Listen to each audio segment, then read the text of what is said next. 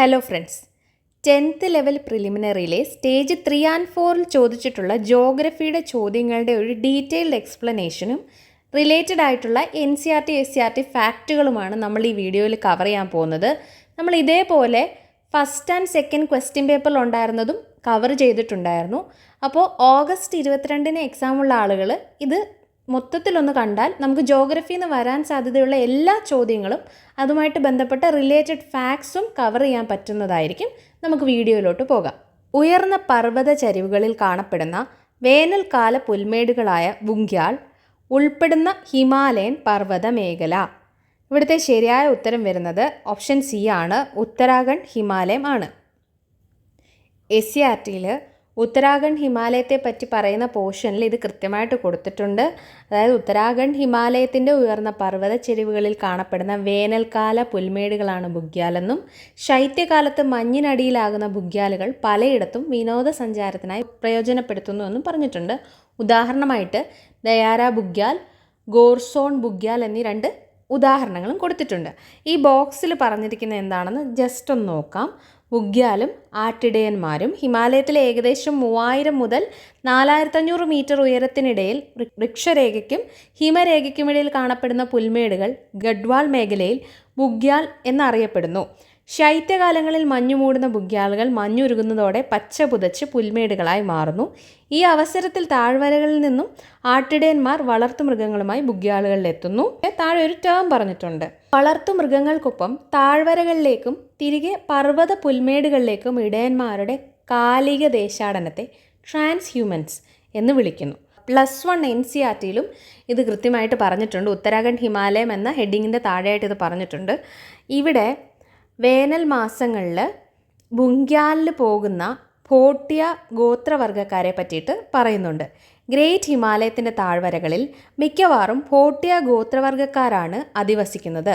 ഇവർ വേനൽ മാസങ്ങളിൽ ബംഗ്യാലുകളിലേക്കും ഉയർന്ന പർവ്വത ചെരുവുകളിലെ വേനൽക്കാല പുൽമേടുകൾ ശൈത്യകാലത്തിൽ തിരികെ താഴ്വരയിലേക്കും ദേശാടനം നടത്തുന്നു എന്ന് പറഞ്ഞിട്ടുണ്ട്. അപ്പോൾ ആ ട്രൈബിൻ്റെ പേര് ഓർത്തിരിക്കുക. പിന്നെ കുറച്ചധികം ഫാക്ട്സ് പറഞ്ഞിട്ടുണ്ട്. Valley of flowers. പിന്നെ നമ്മുടെ 1ാം ഘട്ടത്തിൽ ചോദിച്ചിരുന്നു പഞ്ചപ്രയാഗ് സ്ഥിതി ചെയ്യുന്നത് ഏത് ഹിമാലയത്തിലാണെന്ന്. അതിൻ്റെ ഉത്തരവും ഉത്തരാഖണ്ഡ് ഹിമാലയമായിരുന്നു. അങ്ങനെ കുറച്ച് പോയിന്റ്സ് ഇവിടെ പറഞ്ഞിട്ടുണ്ട്. താഴെ തന്നിരിക്കുന്നവയിൽ പടിഞ്ഞാറൻ തീരസമതലത്തിൻ്റെ സവിശേഷതകൾ ഏതെല്ലാം? ഉപദ്വീപീയ പീഠഭൂമിക്കും അറബിക്കടലിനുമിടയിൽ സ്ഥിതി ചെയ്യുന്നു. ഇതൊരു ഉയർത്തപ്പെട്ട തീരസമതലമാണ്. തീരത്തോടടുത്ത് കായലുകൾ കാണപ്പെടുന്നു. നദികളുടെ നിക്ഷേപണ പ്രക്രിയ മൂലം ഡെൽറ്റകൾ രൂപം കൊള്ളുന്നു. ഇവിടെ സ്റ്റേറ്റ്മെൻറ്റ് 1ഉം സ്റ്റേറ്റ്മെൻറ്റ് 3ഉം പടിഞ്ഞാറൻ തീരസമതലത്തെ സംബന്ധിച്ച് ശരിയായ കാര്യങ്ങളാണ്. ഓപ്ഷൻ ഡി ആണ് ആൻസർ വരുന്നത്. ഇതിൻ്റെ ഡീറ്റെയിൽഡ് ആയിട്ടുള്ള എക്സ്പ്ലനേഷൻ നോക്കാം. ഇതേ ചോദ്യം, അതായത് പടിഞ്ഞാറൻ തീരസമതലം ഉത്തരമായി വരുന്ന ചോദ്യം സ്റ്റേജ് 1ൻ്റെ ക്വസ്റ്റ്യൻ പേപ്പറിലും ക്യാൻസലായ സ്റ്റേജ് 2ൻ്റെ ക്വസ്റ്റ്യൻ പേപ്പറിലും ഉണ്ടായിരുന്നു. അപ്പോൾ നമ്മൾ ഓൾറെഡി ഇത് എക്സ്പ്ലെയിൻ ചെയ്തതാണ്. എങ്കിലും ഞാൻ ഒന്നുകൂടി ഇത് എക്സ്പ്ലെയിൻ ചെയ്യാം. പടിഞ്ഞാറൻ തീരസമതലം അറബിക്കടലിനും പശ്ചിമഘട്ടത്തിനും ഇടയിലാണ് കാണപ്പെടുന്നത്. റാൻ ഓഫ് കച്ച് മുതൽ കന്യാകുമാരി വരെയാണ് ഉള്ളത് ഇത് നീണ്ടു കിടക്കുന്നത്. അതുപോലെ തന്നെ താരതമ്യേന വീതി കുറവായിരിക്കും. ഗുജറാത്ത് തീരസമതലം, കൊങ്കൺ തീരസമതലം, മലബാർ തീരസമതലം എന്നിങ്ങനെ തിരിക്കാം. കായലുകളും അഴിമുഖങ്ങളും കാണപ്പെടുന്നു. അപ്പോൾ ഇതെല്ലാം പടിഞ്ഞാറൻ തീരസമതലത്തിൻ്റെ സവിശേഷതകളാണ്. കിഴക്കൻ തീരസമതലം ബംഗാൾ ഉൾക്കടലിനും പൂർവ്വഘട്ടത്തിനുമിടയിലാണ് കാണപ്പെടുന്നത്. സുന്ദരവനം മുതൽ കന്യാകുമാരി വരെ ആയിരിക്കും ഇത് നീണ്ടുകിടക്കുന്നത്. ഇതിൻ്റെ വീതി എങ്ങനെയാണ്? താരതമ്യേന കൂടുതലാണ്. കൊറോമോണ്ടൽ തീരസമതലം, വടക്കൻ സിർക്കാർ തീരസമതലം എന്നിങ്ങനെ തിരിക്കാം. ഇവിടെ ഡെൽറ്റ രൂപീകരണം നടക്കുന്നുണ്ട്. പടിഞ്ഞാറൻ തീരസമതലത്തിൻ്റെ ഡിവിഷൻസിനെ പറ്റിയിട്ട് നമ്മൾ പറഞ്ഞായിരുന്നു. ജസ്റ്റ് ഈ ഇമേജിൽ അതാണ് കൊടുത്തിരിക്കുന്നത്. ഇതൊരു കൊങ്കൺ കോസ്റ്റ് എവിടെ തൊട്ട് എവിടെ വരെയാണ് എക്സ്റ്റെൻഡ് ചെയ്യുന്നത്, കാനറ കോസ്റ്റ് എവിടം തൊട്ട് എവിടെ വരെയാണ് എക്സ്റ്റെൻഡ് ചെയ്യുന്നത്, മലബാർ കോസ്റ്റ് എവിടം തൊട്ട് എവിടെ വരെയാണ് എക്സ്റ്റെൻഡ് ചെയ്യുന്നതെന്ന് ജസ്റ്റ് ഒരു ഫിഗർ മാത്രമാണിത്. കൃഷ്ണ നദി ഡെൽറ്റ മുതൽ കന്യാകുമാരി വരെ നീളുന്ന തീരസമതല ഭാഗം ഏതാണ്? ഇവിടെ ചോദിച്ചിരിക്കുന്നത് നമ്മുടെ കിഴക്കൻ തീരസമതലത്തിൻ്റെ ഒരു ഭാഗമാണ് ചോദിച്ചിരിക്കുന്നത്. അപ്പോൾ ഇതിൻ്റെ ഉത്തരം വരുന്നത് കൊറോമോണ്ടൽ തീരം എന്നുള്ളതാണ്. അപ്പോൾ നമുക്ക് ആ ഡിവിഷൻസ് ഒന്ന് നോക്കാം. നോക്കൂ, ഇത് നമ്മുടെ കിഴക്കൻ തീരസമതലത്തിൻ്റെ ഡിവിഷൻസ് ആണ് പറഞ്ഞേക്കുന്നത്. അതിൻ്റെ ഭാഗങ്ങളാണ്. ഉത്കൽ സമതലം ഒഡീഷയുടെ ഭാഗമാണ് ഉത്കൽ സമതലം. വടക്കൻ സിർക്കാസ് എന്ന് പറയുന്നതോ ആന്ധ്രാപ്രദേശിൻ്റെ ഭാഗമാണ്. കൊറോമോണ്ടൽ തീരസമതലം നമ്മളിപ്പോൾ പറഞ്ഞു, കൃഷ്ണ നദിയുടെ ഡെൽറ്റ മുതൽ കന്യാകുമാരി വരെ നീണ്ടു കിടക്കുന്ന ഭാഗമായിരുന്നു ചോദ്യത്തിൽ ചോദിച്ചിരുന്നത് കൊറോമോണ്ടൽ തീരം. ഇവിടെ മഹാനദി, ഗോദാവരി, കൃഷ്ണ ഒക്കെ ഡെൽറ്റാസ് ഫോം ചെയ്യുന്നുണ്ട്. അപ്പോൾ ഡെൽറ്റാസ് കാണപ്പെടുന്ന എവിടെയാണെന്ന് ചോദിച്ചാൽ അതും കിഴക്കൻ തീരസമതലത്തിൻ്റെ സവിശേഷതകളിൽ ഒന്നാണ്. ഈ ചോദ്യങ്ങൾ 2, 3, 4 സ്റ്റേജിൽ ചോദിച്ചാണ്. നമുക്ക് ഒരേ ടോപ്പിക്ക് തന്നെയാണ് ഇവിടെ പരാമർശിക്കുന്നത്. ഭൂമിശാസ്ത്രപരമായി താർ മരുഭൂമിയെ 2 പ്രധാന വിഭാഗങ്ങളായി തിരിക്കും. ഏതൊക്കെയാണെന്നാണ് ചോദിച്ചിരിക്കുന്നത്. രാജസ്ഥാനി ബാഗർ, മരുസ്ഥലി എന്നിങ്ങനെയാണ് ആ 2 ഡിവിഷൻ വരുന്നത്. ഇവിടുത്തെ ആൻസർ ഓപ്ഷൻ എ ആണ്. അടുത്ത ചോദ്യം നോക്കൂ. ഥാർ മരുഭൂമിയുടെ കിഴക്കൻ ഭാഗം ഒരു അർദ്ധ വരണ്ട സമതലമാണ്. ഈ പ്രദേശം അറിയപ്പെടുന്നത് രാജസ്ഥാൻ ബാഗർ എന്നാണ് അറിയപ്പെടുന്നത്. SCERTയിൽ കൃത്യമായിട്ട് ഹെഡിങ്ങുകൾ ഉൾപ്പെടെ ഇത് പരാമർശിക്കുന്നുണ്ട്. മരുസ്ഥലി ഗ്രാനൈറ്റ്, നൈസ്, ഷീസ്റ്റ് തുടങ്ങിയവയാൽ നിർമ്മിതമായ തടശിലകൾ അങ്ങിങ്ങായി ഉയർന്നു നിൽക്കുന്ന അതിവിശാലമായ മണൽ പരപ്പുകളാണ് മരുസ്ഥലി എന്ന് പറയുന്നത്. ഇവിടുത്തെ അടിസ്ഥാന ശിലകൾ ഉപദ്വീപീയ പീഠഭൂമിയുടെ വടക്കു പടിഞ്ഞാറൻ തുടർച്ചയായി കണക്കാക്കുന്നു. ഇവിടുത്തെ ഉയരം എന്ന് പറയുന്നത് സമുദ്രനിരപ്പിൽ നിന്നും ഒരു 200 മീറ്റർ തൊട്ട് 250 മീറ്റർ വരെയാണ്. ഇത്രയാണ് നമുക്കിവിടെ പ്രധാനമായിട്ടും പറയാനുള്ളത്. പിന്നെ ഇവിടെ ഒരു പോയിന്റ് പറയുന്നുണ്ട്. ഇവിടെ കാണപ്പെടുന്ന മൺകൂനകളെ വിളിക്കുന്നൊരു പേര് പ്രാദേശികമായിട്ട് ദ്രിയാൻ എന്ന് വിളിക്കുന്നു. അതും കൂടെ ഒന്ന് നോട്ട് ചെയ്യുക. രാജസ്ഥാൻ ബാഗർ ചോദ്യത്തിൽ പറഞ്ഞിരിക്കുന്ന അതേ സ്റ്റേറ്റ്മെൻറ്റാണ്. ആരവല്ലി പർവ്വതനിര വരെ വ്യാപിച്ചിരിക്കുന്ന ഥാർ മരുഭൂമിയുടെ കിഴക്കൻ ഭാഗം ഒരു അർദ്ധ വരണ്ട സമതലമാണ്. ഈ പ്രദേശമാണ് രാജസ്ഥാൻ ബാഗർ എന്ന് പറയുന്നത്. സീസണലായിട്ട് മാത്രം ഉത്ഭവിച്ചൊഴുകുന്ന നദികളൊക്കെ ഈ റീജിയനിൽ കാണാൻ പറ്റും. ഈ ചോദ്യവും നമ്മൾ സ്റ്റേജ് 1 and 2 ഡീറ്റെയിൽഡ് വീഡിയോ ചെയ്തപ്പോൾ റിലേറ്റഡ് ഫാക്റ്റായിട്ട് പറഞ്ഞതാണ്. രാജസ്ഥാനിലുള്ള പ്രധാനപ്പെട്ട ഉപ്പ് തടാകം ഏതാണ്? സാംഫർ തടാകമാണ് അതിൻ്റെ ഉത്തരമായിട്ട് വരുന്നത്. ഈ 2 ചോദ്യങ്ങൾ ഒരേ ചാപ്റ്ററിൽ നിന്ന് വന്നതാണ്. രാജസ്ഥാൻ ബാഗർ പ്രദേശത്ത് ധാരാളം ഉപ്പ് തടാകങ്ങളുണ്ട്. അതിൽ പ്രധാനമാണ് സാംബർ തടാകം.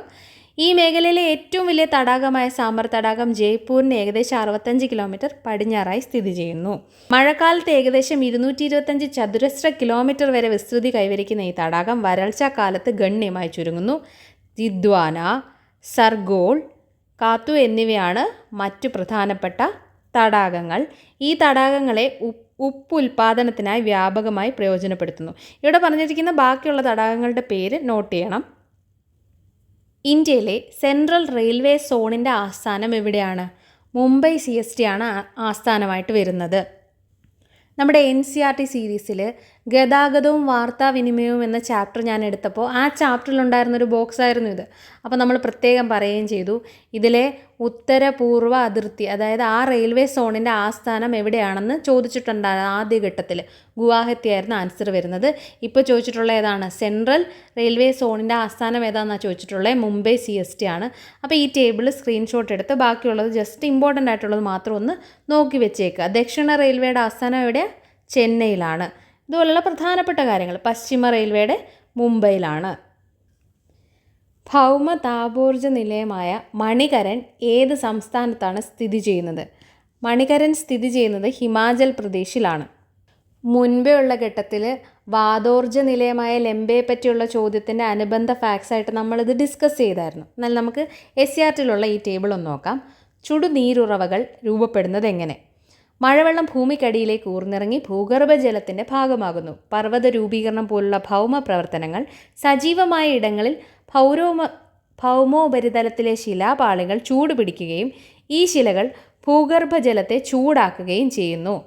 ഇങ്ങനെ ചൂടുപിടിച്ച ഭൂഗർഭജലം ഭൗമ ഉപരിതലത്തിൽ ഉറവകളായി എത്തുന്നതാണ് ചുടുനീരുറവകൾ. ഹിമാലയ പർവ്വത ഭാഗങ്ങളിൽ ധാരാളം ചുടുനീരുറവകൾ കാണാം. നുബ്ര താഴ്വര, മണികരൺ, ഖീർഗംഗ എന്നിവ ഉദാഹരണമായിട്ട് കൊടുത്തിട്ടുമുണ്ട്. ചുടുനീരുറവകളിൽ നിന്നുമുള്ള ഭൗമ താപോർജ്ജം ജിയോ തെർമൽ എനർജി ഉപയോഗിച്ച് വൈദ്യുതി ഉൽപ്പാദിപ്പിക്കാൻ സാധിക്കും. ഹിമാചൽ പ്രദേശിലെ മണികരൺ ചുടുനീരുറവയിൽ നിന്നും ഇത്തരത്തിൽ വൈദ്യുതി ഉൽപ്പാദിപ്പിക്കുന്നതിനൊരു ഉദാഹരണമാണെന്ന് പ്രത്യേകം ഇവിടെ പറഞ്ഞിട്ടുണ്ട്.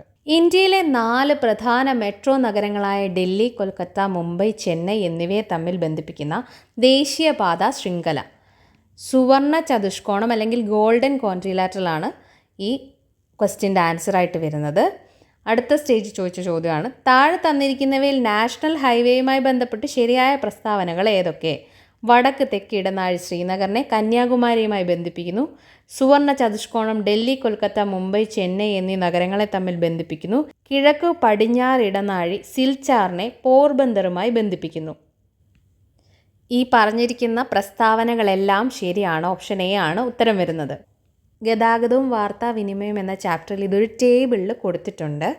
സുവർണ ചതുഷ്കോണം ഇന്ത്യയിലെ 4 വലിയ മെട്രോ നഗരങ്ങളായ ഡൽഹി, മുംബൈ, ചെന്നൈ, കൊൽക്കത്ത എന്നിവയെ ബന്ധിപ്പിക്കുന്ന 5846 കിലോമീറ്റർ ദൈർഘ്യമുള്ള 4 അല്ലെങ്കിൽ 6 വരി പാതകളുള്ള അതിവേഗ ഗതാഗത ഇടനാഴിയാണ് എന്ന് കൊടുത്തിട്ടുണ്ട്. അതുപോലെ തന്നെ ജമ്മു കാശ്മീരിലെ ശ്രീനഗറിനെ തമിഴ്നാട്ടിലെ കന്യാകുമാരിയുമായി ബന്ധിപ്പിക്കുന്ന 4076 കിലോമീറ്റർ ദൈർഘ്യമുള്ള റോഡാണ് തെക്ക് വടക്ക് ഇടനാഴി എന്നും കൊടുത്തിട്ടുണ്ട്. അതുപോലെ അസമിലെ സിൽച്ചാറിനെ ഗുജറാത്തിലെ തുറമുഖ പട്ടണമായ പോർബന്ദറുമായി ബന്ധിപ്പിക്കുന്ന 3640 കിലോമീറ്റർ ദൈർഘ്യമുള്ള റോഡാണ് കിഴക്ക് പടിഞ്ഞാറ് ഇടനാഴി എന്നും ഈ ടേബിളിൽ തന്നെ കൊടുത്തിട്ടുണ്ട്.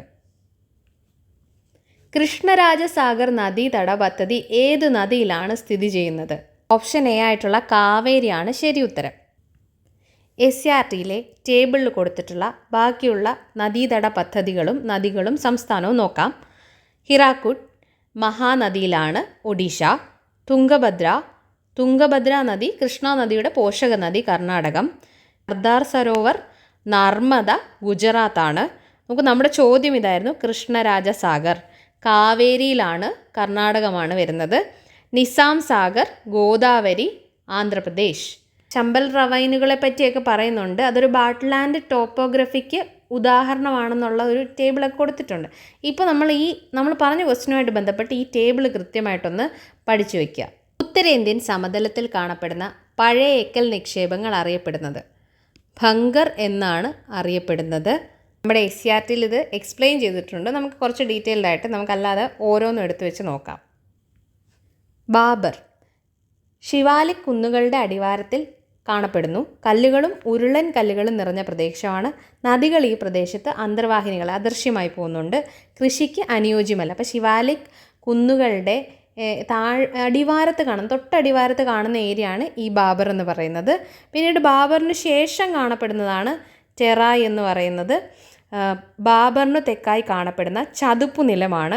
നമ്മൾ പറഞ്ഞു മുകളിൽ അപ്രത്യക്ഷമായി പോയ നദികളൊക്കെ ഇവിടെ വന്നിട്ട് വീണ്ടും പ്രത്യക്ഷപ്പെടുന്നുണ്ട്. വനങ്ങളും വന്യജീവികളും നിറഞ്ഞ പ്രദേശമാണ് തെറായ് എന്ന് പറയുന്നത്.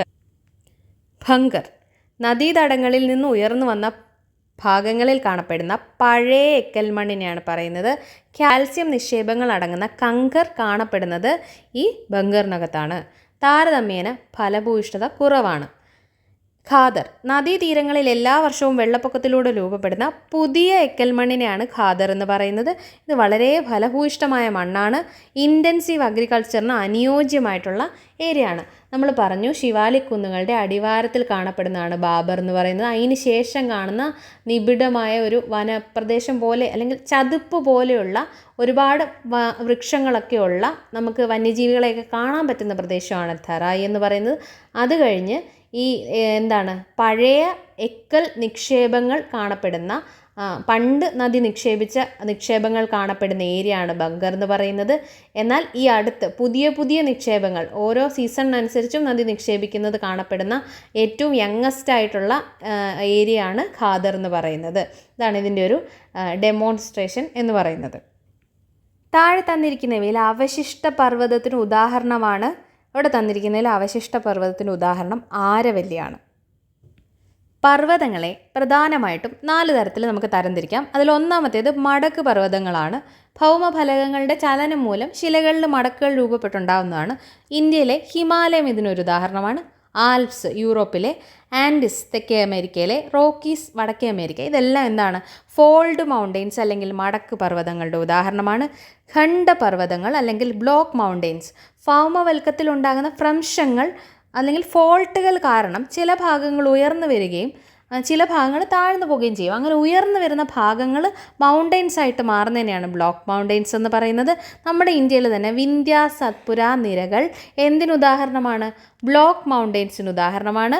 ജർമ്മനിയിലെ ബ്ലാക്ക് ഫോറസ്റ്റ് ബ്ലോക്ക് മൗണ്ടെയ്ൻസിന് ഉദാഹരണമാണ്. നമ്മളിവിടെ ഏറ്റവും കൂടുതൽ ഫോക്കസ് ചെയ്യേണ്ടത് ഇന്ത്യയിലെ ഉദാഹരണങ്ങളാണ്. ചിലപ്പോൾ അടുത്ത പ്രാവശ്യം മടക്ക പർവ്വതത്തിന് ഉദാഹരണം ഏതാണെന്നായിരിക്കും ചോദിക്കുന്നത്. അപ്പോൾ ഹിമാലയം എന്ന് അറിഞ്ഞിരിക്കണം. അതുപോലെ തന്നെ ഇന്ത്യയിലുള്ള ഖണ്ഡപർവ്വതത്തിന് ബ്ലോക്ക് മൗണ്ടെയ്ൻസിനുള്ള ഉദാഹരണം ഏതാണെന്ന് ചോദിച്ചാൽ വിന്ധ്യ സത്പുര, അല്ലെങ്കിൽ നമുക്ക് എലിമിനേറ്റ് ചെയ്യാനെങ്കിലും പറ്റും. ഇപ്പോൾ തന്നെ ഓപ്ഷനിൽ സത്പുര ഉണ്ടെങ്കിൽ അതൊരു അവശിഷ്ട പർവ്വതമല്ല, മറിച്ച് അതൊരു ഖണ്ഡപർവ്വതമാണെന്ന് നമുക്ക് മനസ്സിലാക്കിയാൽ അങ്ങനൊരു ഗുണമുണ്ട്. അഗ്നിപർവ്വതങ്ങൾ വോൾക്കാനിക് മൗണ്ടെയ്ൻസ്. അഗ്നിപർവ്വത സ്ഫോടനത്തെ തുടർന്ന് പുറത്തു വരുന്ന ലാവ അടിഞ്ഞുകൂടിയിട്ട് തണുത്ത് കഴിയുമ്പോൾ ഉണ്ടാകുന്ന ഒരു തരം മൗണ്ടെയ്ൻസ് ആണ് വോൾക്കാനിക് മൗണ്ടെയ്ൻസ് എന്ന് പറയുന്നത്. മൗണ്ട് ഫ്യൂജിയാമ ജപ്പാനിലെ ഉദാഹരണമാണ്. കിളിമാഞ്ചാരോ ആഫ്രിക്കയിലെ ഉദാഹരണമാണ്. അവശിഷ്ട പർവ്വതങ്ങൾ റെസിഡ്യുവൽ അല്ലെങ്കിൽ റെലിക്റ്റ് മൗണ്ടെയ്ൻസ്.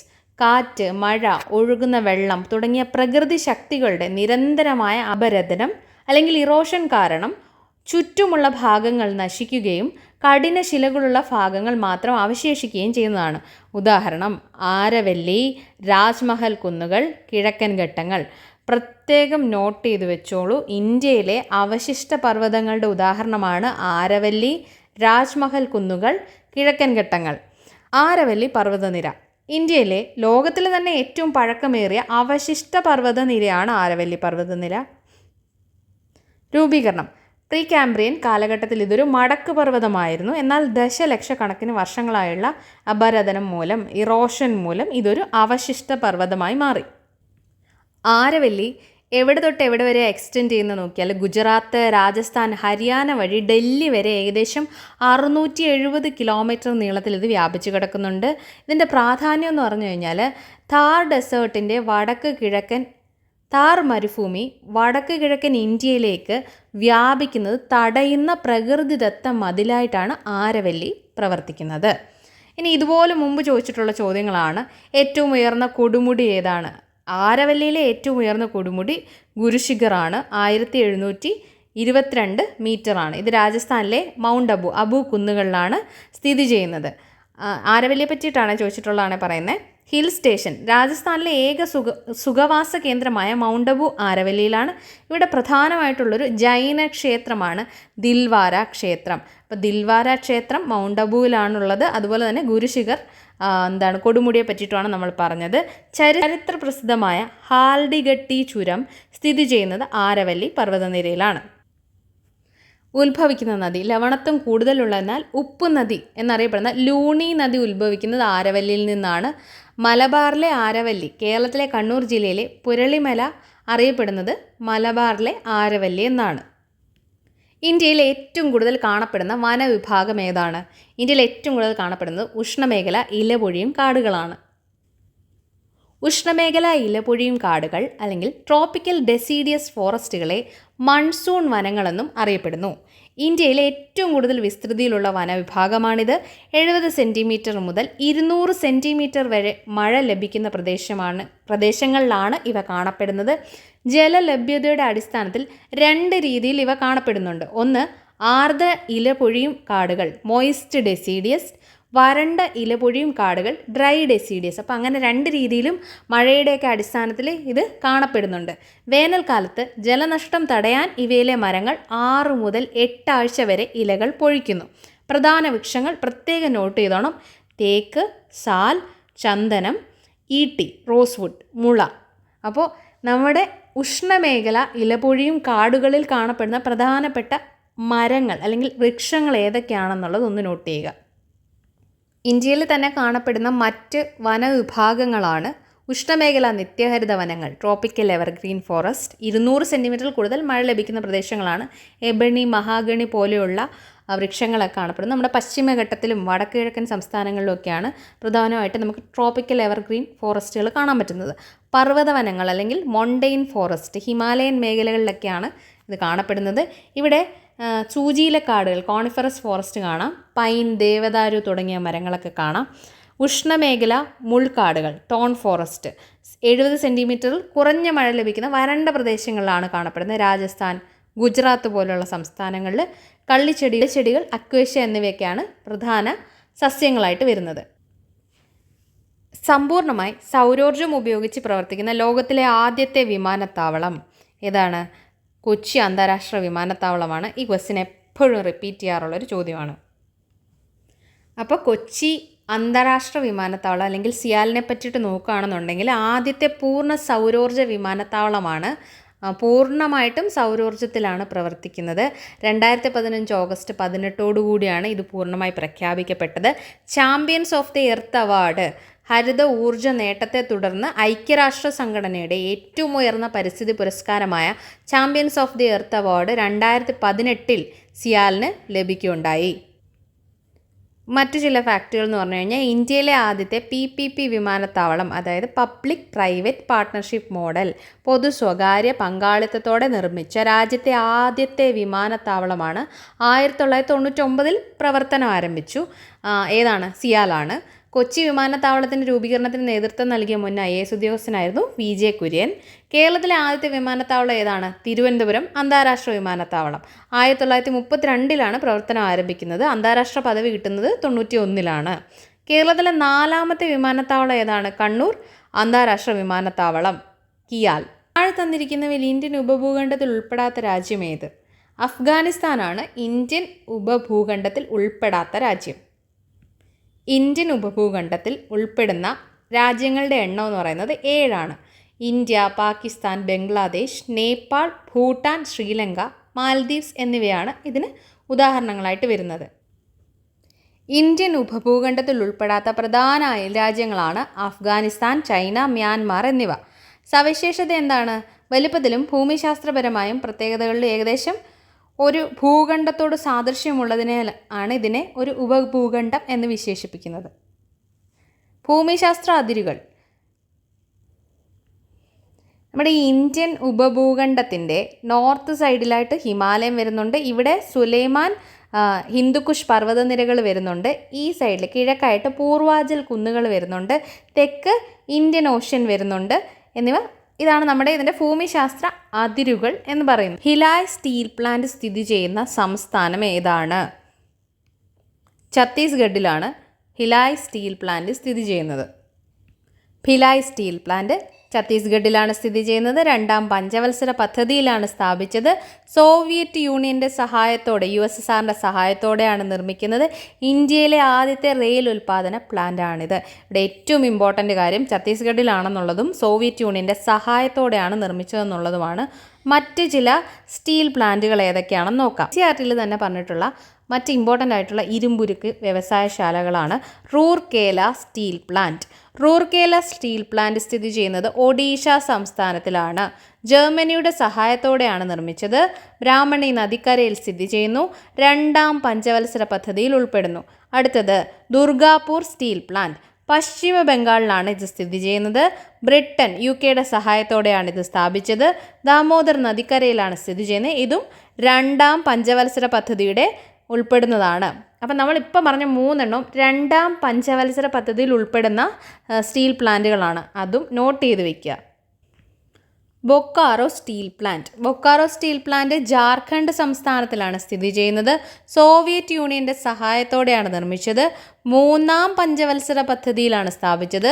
ദാമോദർ നദീതട പദ്ധതിയിൽ നിന്നാണ് ജലം ലഭിക്കുന്നത്. ഇവിടെ വ്യത്യസ്തമായിട്ട് എന്താ പറഞ്ഞേക്കുന്നത്? 3ാം പഞ്ചവത്സര പദ്ധതിയാണ്. മുമ്പ് ചോദിച്ചിട്ടുള്ള ചോദ്യങ്ങളാണ്. സ്റ്റീൽ അതോറിറ്റി ഓഫ് ഇന്ത്യയെ പറ്റിയിട്ട് സ്ഥാപിച്ച വർഷം എന്നാണെന്ന് ചോദിച്ചിട്ടുണ്ട്. 1973 ജനുവരി 24 SAIL steel authority of India limited സ്ഥാപിക്കുന്നത്. ആസ്ഥാനം എവിടെയാണ്? ന്യൂഡൽഹി. പൊതുമേഖല ഇരുമ്പുരുക്ക് പ്ലാന്റുകളെ നിയന്ത്രിക്കുന്നത് സെയിലാണ്. Visvesvaraya iron and steel plant എവിടെയാണ് സ്ഥിതി ചെയ്യുന്നത്? കർണാടകയിലെ ഭദ്രാവതിയിലാണ് സ്ഥിതി ചെയ്യുന്നത്. Tata iron and steel company ടിസ്കോയോ ജംഷഡ്പൂരിലാണ് 1907 സ്ഥാപിതമാകുന്നത്. ചുവടെ തന്നിരിക്കുന്ന പ്രസ്താവനകളിൽ ശരിയായവ ഏതൊക്കെ? ഉത്തർപ്രദേശ് നേപ്പാളുമായി അതിർത്തി പങ്കിടുന്നു. ഇന്ത്യയിലെ 8 സംസ്ഥാനങ്ങളുമായി ഉത്തർപ്രദേശ് അതിർത്തി പങ്കിടുന്നു.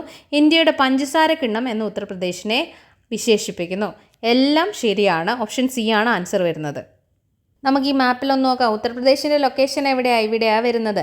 നോക്കൂ, നേപ്പാളുമായിട്ടൊരു വലിയ ബൗണ്ടറി ഉത്തർപ്രദേശ് ഷെയർ ചെയ്യുന്നുണ്ട്.